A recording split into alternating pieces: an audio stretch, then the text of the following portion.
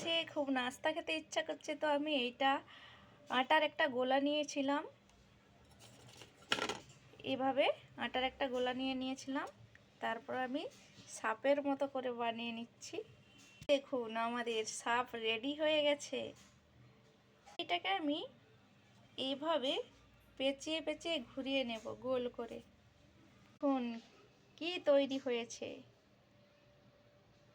দেখছেন? তারপরে এইটাকে আমি এভাবে জয়েন করেছি, তারপরে আমি এভাবে করেছি। সরষের তেল দিয়ে এটাকে আমি বেলে নেব, করে বেলে নিয়েছি। এর উপরে দিয়ে দেবো চারমগজ। চারমগজ থেকে বেলুনটা জাস্ট গড়িয়ে নিয়েছি, তার মধ্যে দিয়ে দিয়েছি। ভালো করে ভেজে নেব, ছড়িয়ে দেব। আপনারা চাইলে ঘি কিংবা বাটার ছড়াতে পারেন।